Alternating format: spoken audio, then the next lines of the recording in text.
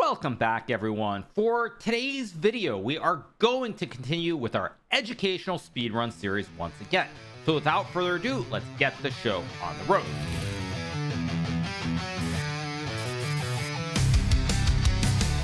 Zooming through the game with a bomb cloud start, trashing all your prep like it's modern art. Knight on the rim, he'll still find the win. Chat's going wild, bro thinks he's Hikaru again. Oh hey, hey, he's smurfing play-by-play, beat you blindfolded, still sipping latte. Queens are flying, eagles meet defeat, just another speed run on Hikaru Street. So we're going to start with a rapid game. Let's hit the start game button and off we go. Now, one thing that occurred to me as I was starting this video, or the recording I should say very specifically, is that I realized that on chess.com, if I'm not mistaken, there is an opportunity when you create an account to say what your level is. And what that means, again, I could be wrong on this, but I do believe it used to be true, is that your rating can start from 400, 800, 1200, I believe 2000 if you select the expert level. So because of that, even though we're over 900, there are going to be some new players who start out with a rating, I would say north of 800, around 800, and the rating goes up a little bit. So there are still going to be some games that aren't very educational. Now, it was a whole mouthful of words that I explained. We're going to get into the game. Now, I'm going to play the move d5 here because my opponent could play e4. I don't want white to get a grip on the central square, so I cover the square with the knight and the pawn. We get bishop to f4, and this is an opening that is known as the Jobava-London system. Now, when white brings out the knight and the bishop very early, you need to pay special attention to the fact that with the bishop and the knight here, white can very quickly attack this pawn on c7. So I'm going to play the move a6. Now, the purpose behind this move is simply to stop white from going knight b5 to put a ton of pressure on this pawn immediately. We get knight to f3, and now I'm going to continue with my logical development with the move e6. Now, again, as I was mentioning, if I were to go e6 right away, white has the move knight b5, and white actually creates some instant threats. Now, however, no knight b5, the pawn on c7 is guarded by the queen, so let's go e6, try to develop our bishop and castle the king out of the center of the board. Now, my opponent plays move e3, very logical move. White also wishes to develop the bishop and castle the king. Thus far, this is all pretty standard from both sides. Now, I have a couple of options here. I have the option to move the bishop to e7 or d6. There is also another option, which is to push this pawn immediately to develop the knight behind it.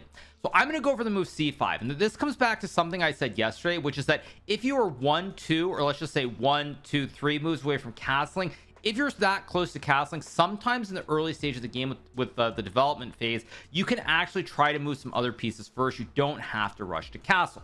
Now, the reason I'm going to play c5 first is because this gives me a lot of flexibility. I still have not committed the bishop to e7 or the d6 square, and I'm going to be developing my knight very quickly, so I'm keeping some flexibility here versus ending up in a set situation where my bishop must go to the square or it must go to d6. I keep the options available, and generally in chess, the more options you have, the better it is, at least early in the game. Later on, that can change quite a bit, but definitely the opening phase, like see my opponent takes. Had I played the move bishop to e7 here and white goes bishop e2 and then I play c5, white takes, and I would have played 1 and then 2 moves to capture the pawn back. Now, I will of course do a post-game analysis afterwards in case you missed that, so don't worry. So I'm gonna take the pawn. Now, I get to develop the bishop in 1 turn. I can castle my king on the next turn, finishing my kingside development. You will note, however, I have 3 pieces on the queen side that are underdeveloped. White has already moved the bishop and the knight, so I do need to be a little bit cognizant of that.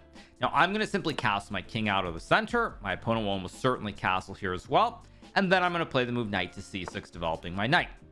However, we get the move e4. Now, this is a good move for my opponent here. I do need to be very careful here. Now, I can't really explain this with the arrows, so I'll have to explain this in the post-game analysis, but there's a very specific reason I played h6 here versus knight c6. That reason is after knight c6 and e5, there are some very nasty ideas where white can sacrifice the bishop for the pawn. I will, of course, explain this after the game. So we got pawn takes pawn. Now, I can take with either the pawn or the knight here. I can't take with the queen. The knight guards this pawn, so I have to figure out which way to capture. Now, the way that I'm going to capture here is with the pawn, and the reason I'm capturing with the pawn is that now this bishop has a great diagonal that is completely open. If I were to castle, or not castle, sorry, if I were to take with this knight here, the bishop is still clogged by the pawn. This diagonal remains closed. So I take with the pawn, I open up the diagonal for this bishop. I can still develop my knight to c6. I expect my opponent to castle here. I'd be very surprised if we get anything else, but you never know. So my opponent goes queen e2, and this is simply a bad decision here because since I took with the pawn on d5, now all of a sudden the file is open for the tower, and white is going to end up in a lot of trouble. The king can't castle quickly. I think we're going to get a block with either the bishop or the knight, but due to this pin that's about to occur on the e file, I think my opponent is going to lose the game in short order. So we get the move bishop to e5. Now white cannot take my knight here because then I would take this queen checking the king. So the pin is in play. However, I need to do something very quickly because if white gets castled and then moves the queen, there will be no threats on this e file. So I must do something immediately. What I'm going to play here is I think I'm going to go for the move knight g4, putting more pressure on the bishop with the rook and the knight, but also threatening to capture this pawn on f2 as well. My opponent castles. Now there are many ways to play this. I could simply take the pawn and the knight would fork the towers, but I can actually win just clean material here. So what I'm going to do is I'm going to trade the knight for the bishop. My opponent's going to take back, I presume, with the knight, and then I'm going to go queen to g5, checking the king and winning this knight on the e5 square. My opponent takes, I go queen to g5 here, and now I both check the king and I attack the knight at the same time. I'm gonna win material here, and barring some horrible mistake or blunder, I should simply win due to the material advantage. Now you'll notice I still have these pieces underdeveloped, but once I win this knight, very quickly I can move the knight, the bishop, and bring the other rook into the action. We get queen e3. This simply loses on the spot because this hangs the queen. I simply take with the bishop. Now I win the knight. I think my opponent's going to resign. This will be a little bit anticlimactic, frankly, because I was expecting this to be a longer game, but let's get into the analysis right away. Now when my opponent played knight to c3 here, I played d5 simply because if I were to play e6, which is the normal move, by the way, if white goes c4, e6 is probably the most standard move here. But after knight c3, if you play e6, white can go e4, and white gets a bit of a grip on the center. Now, of course, here you could play d5, transposing the classic French defense, but that's not what I'm aiming for in this game. So I play d5 here. Idea to stop e4. If white pushes, I take, and now the knight guards the pawn from being captured. We get bishop to f4. I play a6 here. Had I played the move e6, after this move knight to b5, immediately white threatens to win this pawn on c7. After knight to a6 and e3, bishop e7, black is still completely fine, but the worry for me is for the beginners who are watching this video, if they're unaware of the threat, you could be lost in move 5. On move 5, you could play something like, say, d5, bishop f4, you go e6, knight b5, just bishop e7 to finish the development. Your opponent goes knight takes c7, and out of nowhere the king and the rook are getting forked. You take, you lose the queen. You move the king, you lose the rook on move number 6, and just like that, you won't get to play a game, and you'll be feeling very, very bad about both yourself and the game of chess as a whole. So that's why I like a6 a bit more. It takes away any of these knight b5 ideas, and once again, at the beginner level, the theoretical knowledge isn't super important so long as you can get through the first 10 or 15 moves and castle your king out of the center and play chess from that point forward. So that's why I really like the a6 move. It stops any of these immediate quick strike ideas like knight b5. We get knight f3. Now I play e6, idea to develop the bishop. We get e3, and now I play c5. Now what I did mention with the arrows kind of vaguely is that were you to play bishop e7 and let's say castles and c5 here and white takes, you'll notice that you moved this bishop twice. You went bishop to e7 for one, and then you took the pawn. Whereas because I played the move c5 right here and white takes, I simply get to play this in one go. I don't end up in a situation where I play 1 and then 2 and then 3 to capture. I simply get to play bishop takes c5 in one turn, saving some time. Additionally here, after bishop to e7 and let's say bishop d3 and castles, for example, at some point I might want to put the bishop on d6. So say we reach this position right here after e3 where I go c5. If white were to play the knight to e5 here, probably what you should do if you're going to put the bishop on a square is put the bishop on d6 to try and pressure this knight and potentially the bishop on the diagonal. Whereas if you go bishop e7 and knight e5 and you suddenly are worried about this knight, you're like, okay, I can go bishop d6, but now again you've played 1 and then 2. You've moved this bishop twice, whereas you don't want to do that if you can help it. You want the maximum flexibility before making a decision with this bishop. So I go c5. We get the move takes. If white were to play a move like bishop to e2, here probably what I would play is simply bishop to e7 anyway, and then castling. but I give my opponent the opportunity to go wrong, and my opponent does in fact take, letting me develop this bishop in one go. And this bishop on c5 is simply on a much better square, because fundamentally if we just set up a position like this, the bishop on e7 is not really doing a whole lot here. There's no threats on this diagonal. Sure, the bishop is fine, it stops any kind of pin, but it's not super active. Whereas in this position, after bishop takes c5, if white ever plays e4, the bishop spies the pawn on f2. And additionally, down the road, you can play something like knight c6 and maybe even a move like d4, forcing open these diagonals for the bishop. Contrast it with the bishop being on e7. I'll just set it up here. Bishop guards the knight, but there's nothing hanging on this diagonal, versus the bishop being on the d4 square, where it is a super active piece. Okay, so we get castles, e4. I played h6. This is really the last moment in the game that's critical. What I was going to point out is if I play knight c6, I have to be careful, because after a move like e5, here the computer says I can play knight g4, attacking the pawn, but were I to play the thematic move knight to d7, which makes a lot of sense as well, white can sack the bishop. This is what is known as the classic Greek gift sacrifice, in the vein of the Trojan horse, which was a gift. Actually, it was not a gift, as we know in reality, but you think it's a gift, and then it turns out not to be a gift, because after knight to g5, king g8, and queen h5, white is threatening checkmate in one. You can give up the queen and the game goes on, but if you don't give up the queen, say you play rook e8, you simply get checkmated here. Takes, king h8, check, king back, check, check, king e7, and after queen takes g7, the king has nowhere to run to. The king gets stuck on this e7 square. So that's why I played h6, because after e5 is played, now I can go knight to d7, and there are none of these tricks with bishop takes pawn. If white goes here, takes, knight g5, you simply take the horse. So none of these ideas exist anymore, and if white were to castle after knight c6, let's say rook to e1 here, black should play the move f6, trying to force open the f file here, and after takes and queen takes f6 here, you've got the double stack on the file. You have this great bishop spying this pawn and the king at the same time, and black has no issues at all. So we got takes. My opponent should have castled here. The last thing I want to point out, after takes and bishop g3, the pawn is in the way. You'd love this bishop to be on g4, but the pawn prevents that opportunity, which is why I took with the pawn, and now we get queen e2. If white were to castle here, likely I would have played bishop to g4. Let's just say rook to e1 and knight c6 here, and the game is pretty balanced, but you get to play chess.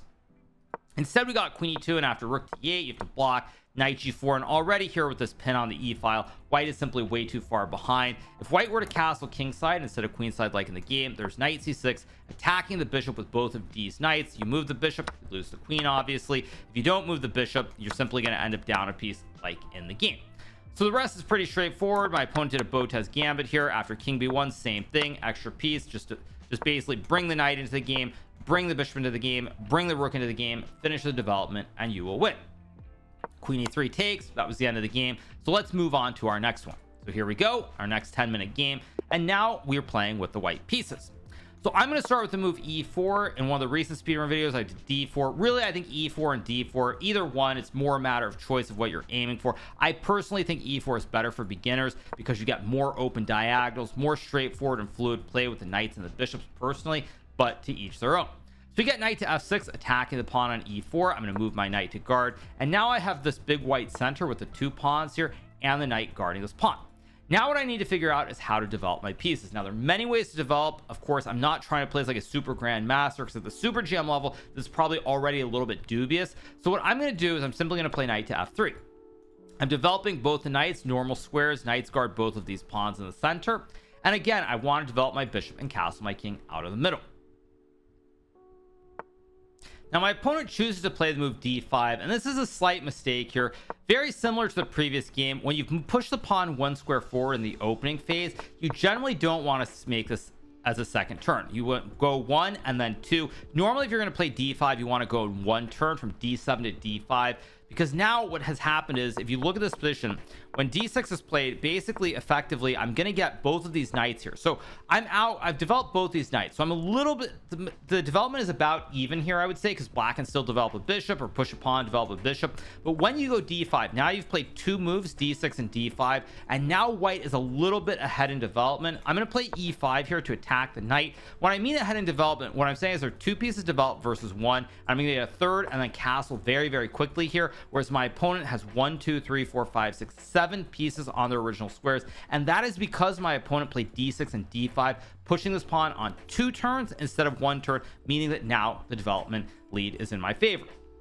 Now that is why one of the things we talk about a lot in chess is the tempo, and that's where you don't want to waste tempo, waste time, as they say in classic Italian. You want to go for like decisions where you get development immediately. You don't want to move a piece or a pawn twice in the opening phase of the game.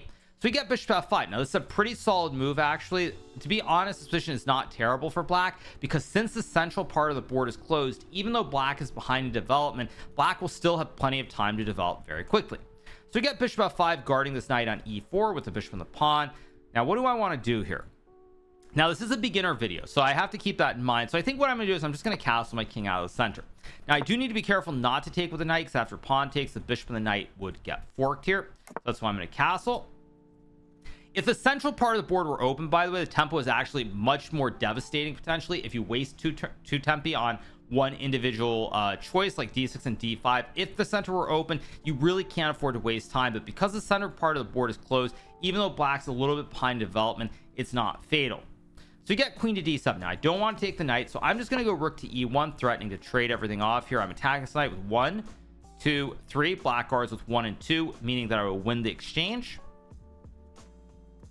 You get knight takes knight. I'm going to take back. Now I do have double pawns here on the c file. However, this opens up a file for the rook potentially. It also means I have a very solid center here with these 3 pawns that all guard each other. Now my opponent is behind development. As you can tell, there's 1, 2, 3, 4, 5 pieces that are underdeveloped here. This next turn 2 are going to be very critical. Actually, I just realized if my opponent trades the bishops here, I would have this move e6, which I will show after the game. We get the move e6. Now I'm going to trade, and what I'm going to do here is I'm going to show you guys how important it is to open up the position. My opponent has 1, 2, 3, 4, 5 pieces that haven't been developed. I've finished all of my general development. I've castled, I brought the knight out, and that's why I'm going to play the move e6. Now this is a temporary pawn sacrifice to free a square for my knight to attack the queen, but also I now have queen to h5 attacking this king on the diagonal here, and black is already in a ton of trouble at this point. Now this also comes back to what I was saying. Tempos, they don't matter that much so long as you can keep the position closed and finish your development, but my opponent was unable to keep the position closed, and now all of a sudden I can take. If black takes the knight, you lose the rook. There is this move queen to f7, which is actually a pretty good move. Now what I ordinarily would do, knight f4 is playable, but what I'm going to go for is I'm going to sack the rook here for the pawn, because when black takes the rook, I take this rook on h8 with check. Note that moving the knight would be okay, but after knight f4, black will trade the queens, move the king to guard the pawn, and white's still significantly better, but it's a lot less clear than what I'm going for with rook takes pawn on e6. We get bishop to e7. That's just a mistake, so I can simply take. The knight guards the rook, meaning that the rook targets the queen and the king. I will pre-move this or we got that. Okay, then I just take the queen. It's a little bit disappointing how quickly this game has ended. My opponent resigns here. Now let's go back to the analysis. Okay, so first things first with this position. Now, when we think about an opening like the Caro-Kann, you'll notice that black plays d5 and 1 go. You push the pawn 2 squares at once to try and contest the center of the board. Now my opponent here plays the modern defense with d4 and then c6. I go knight f3, and here what my opponent should play is probably simply g6 followed by bishop to g7, and then after castles. Both sides have finished their development. Both sides have the same amount of pieces that they brought into the game, and a lot's going to depend on both the center, whether black can play e5 or d5, and who develops these queenside pieces better. Now this is standard theory, nothing too crazy, but my opponent plays d5. Now you'll notice, as I was saying, that here black has made 1, 2, and now a third pawn move. We both made 2 pawn moves. I pushed 1, 2, black's played 1, 2, and now black has played the third pawn move, meaning that here if black just plays like g6 and bishop g7, the development is exactly the same. But now after bishop to d3, you'll notice that I've developed 3 pieces to black's 1 piece because of playing d6 and d5. Now it isn't losing or anything here, but it's already very difficult to play. We got bishop f5, castles, queen d7. I play rook e1, not knight takes e4, of course, because after takes, bishop guards the pawn, and the pawn forks the bishop and the knight. So I go rook e1, we get takes, and now we get to move e6. Now my opponent could have played the move bishop takes bishop, but if this move were played, here I actually have a very nasty in-between move, which is pawn to e6. This is something where generally if black has not developed a bishop, there are a lot of ideas where you can play pawn takes and then pawn takes d3 followed by knight to e5, and black is unable to develop the king side very quickly. Combine that with a really nice square on e5 for the knight, and black is in a lot of trouble. So we get the move e6, so I trade and now I go e6 here. If I were to play a move like, let's say bishop d2 for example, after bishop to e7, black is finishing the development here, and once black's king gets castled, white is still a little bit better, but it's not anything super serious. And that's why when your opponent wastes time playing moves like d6 and d5, takes a lot of time, if you have a way to open up the position, you should go for it. And that's why I played the move e6. This is also a very common theme. If you're a beginner level player, sometimes opponents will push this f pawn right next to the king on the e1 or e8 squares. As I've mentioned many times, that opens up a very nasty diagonal where you can try to check from h5 or vice versa from h4 here. And in this case, it's just too much. I take, we get queen f7, knight to f4 would be okay, but after takes, king f7, knight f4, and bishop d6, knight takes pawn, and knight d7. White is up one pawn here, but black is actually finishing the development very quickly. You combine that with the fact that my extra pawn is one of these pawns that are stacked on top of each other, and it's not conclusive at all. So that's why I took the pawn here. If my opponent were to take the rook, I take this rook in the corner pocket. Very importantly, this is a check on the king, because if the king were able to move and say I play a3 after queen to e1, this would be the classic ice skater checkmate. The king gets stuck on the back rank. Now, of course, here black can't play queen to e1 because the king is in check. So when black moves the king, you simply move the bishop, guard the square with the rook, and you plan to bring this knight back towards the center and win the game in due time. So we get bishop e7. I take. At this point, the game's effectively over. I think my opponent just fell apart. And let's move on to our third and final game. So here we go. Third game. Let's go. You get to move d4. Again, I'm going to play knight to f6 here, developing the knight. We'll see if we get c4, knight c3, or bishop f4. I would say generally at the beginner levels, London system with bishop f4 or the Jobava London with knight c3 and then bishop e4 are probably much more common than c4 here. But let's see what we get. Now we get e4. This is simply a blunder. It just hangs a pawn in the center. As I mentioned before, I think some players, when they create their new accounts on chess.com, they might say they're a little bit better than they are. If you are watching this and you're a complete beginner and you somehow don't have an account on chess.com yet, definitely get the basic account where your rating is 400. Do not say you're an expert, intermediate, or anything and have a higher rating, because what's going to happen is you're going to lose a bunch of games at the start because your rating is too high, and you're probably not going to be very enticed or even enjoy playing chess at all. So we get knight h3. Now I'm just going to go d5 here. I open up the diagonal, but I also, more importantly, guard the knight on e4. My opponent plays queen to f3, and now I'm going to develop my knight to target this pawn on d4. Get the move c4. Okay, this is a blunder. I take this pawn on d4, attacking the queen on f3. Get queen to f4. I go knight c2, forking the king and the rook. Okay, so my opponent plays king to e2, trying to play a bomb cloud. Now, despite all the memes here, we are trying to play a serious game at the moment. So after king to e2, I don't have to take this rook in the corner if I don't want to. It's not completely necessary, but nonetheless, I see no reason not to. I could try to play something like e6 and develop very quickly, but white doesn't have any development. You have 1, 2, 3, 4 pieces on their original squares. The king's going nowhere, and unless white can create a quick strike with a knight g5, queen s7 mate, it's not happening. Knight g5, I would of course just trade the knight. So let's get knight c3. Let's just trade down. My opponent will take. I'm going to take this knight. Main reason I'm going to take the knight is I'm afraid of knight g5 and some kind of attack towards the pawn on f7. And now I'm just going to try to finish my development here. I'm going to go e6, try to develop the bishop and castle the king. Okay, now I do have bishop e7 here, but I'm going to play the move bishop to d6, attacking the queen instead. And then I'm just going to castle. This gains a little bit of extra time here, because white is distracted. White will have to move this queen, meaning that I get to castle now before white could create a bunch of threats. Say I were to go bishop to e7, their idea is like rook g1 to attack the pawn, but I develop the bishop, I distract the queen, so I basically gain some extra time here to finish the development. At this point, the game is pretty much over, although my opponent has a rook, 2 bishops, and a queen, so it is possible to try and attack on the king side here. Bishop to h6, excellent try by my opponent, creating this pin here. If I do nothing, queen takes g7 is simply going to be checkmate. However, I have queen to f6, both guarding the pawn, but checking the king and attacking the bishop at the same time. Now my opponent goes bishop to f4. Many ways to win here. The cleanest way technically is to just go e5, winning the bishop due to the pin. But at the beginner level, as I've said many times, if you can trade off all the heavy material, specifically queens and rooks, and you have extra material, it means your opponent has far less opportunities to attack your king in general.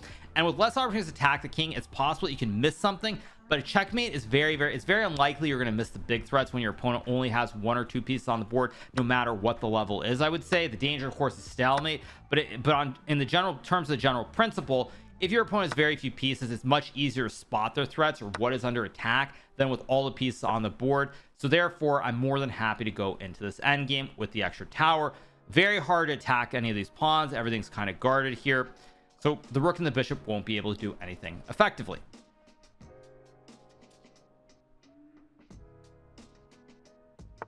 You get rook to e1. That's simply a blunder. I just take the rook. Now here my opponent chooses to resign, which is a good decision. There isn't really a whole lot to talk about in terms of this game. E4, of course, is just a blunder here. It hangs the pawn. I don't know if my opponent missed this or what was going on. It goes queen f3. The only reason this makes sense if you're trying to play for a very quick checkmate was something like a knight g5 here, trying to attack this pawn on f7 with the queen and the knight. If white were to play knight g5, I can simply trade the knights and take this pawn. There are no checkmate threats. I move the knight back, and development should be pretty straightforward here. I can go like g6, fianchetto the bishop and castle the king. I'm hesitant to say f6. It is playable if you're an intermediate player, but I wouldn't really recommend it at the beginner level. The other way to develop is just to go like bishop f5, queen d7, and castle the queen this way to the queen side here. You guard the pawn, and you have 2 extra pawns in the middle of the board. There's nothing super straightforward or conclusive, but you will have a material advantage. Now we got c4, which hangs the pawn. Knight c2. I just take the rook. Takes e6. And this was the one last point I wanted to make, which is that if I were to play a move like bishop e7, white can play a move like rook to g1, and after castles there might be an idea like bishop d3. There suddenly are some serious threats towards this king side here with the bishop, the rook, and the queen, and that's why bishop d6 is an effective move, because it gains time. Because I attack the queen, meaning that white doesn't have time to play a move like rook g1. White has to move the queen, which means that after queen g4 and castles, now I'm much happier because I got to attack the queen, castle. White had to waste time moving the queen versus the move that white would have loved to have played, which is rook to g1, creating more pressure on the pawn. So I castle, queen f6. I trade down here. The point being, as I was starting to say, is that when you're at the beginner level, if your opponent has less pieces on the board, it's much harder to miss anything than if they have a lot of pieces. For example, here you can very quickly look at the bishop and what square, like, is the pawn guarded? Are there any threats like this? The bishop doesn't have anything to attack, so you can really tunnel on the bishop. Or for example, say you get rook d1 or rook b1 here, it's very unlikely a beginner is going to miss that this pawn is hanging. You can just move the pawn, for example, or play rook b8, and even if you just play these passive moves to guard the material, it's not a big deal because your opponent only has a bishop and a rook. So it's much easier to have better board vision when your opponent has less pieces on the board than if they have 5 or 6 heavy pieces, like say a queen and 2 rooks. Much easier to miss a checkmate or a tactic in that scenario as a beginner than it would be if they only have 1 or 2 pieces. So that's why I traded down. That's why I actually generally advocate for trading down if you're way ahead in material. And then my opponent ultimately played rook e1, simply hanging the rook, and at this point it's all but over. So I get the win in this game. And I think with that, that's going to do it for this video this video of our educational speed run series. I hope you guys have enjoyed this video. We're slowly climbing. We're almost up to the 1,000 rating now, so games are only going to get tougher and tougher, and hopefully more and more educational. But on that note, that's going to do it today for this latest edition of the educational speed run series. If you're not already subscribed to the channel, make sure that you smash that subscribe button below, and we'll be back with more great speedrun videos, recaps, and everything else in the very near future. So I'll see you guys soon. Have a good one. Bye.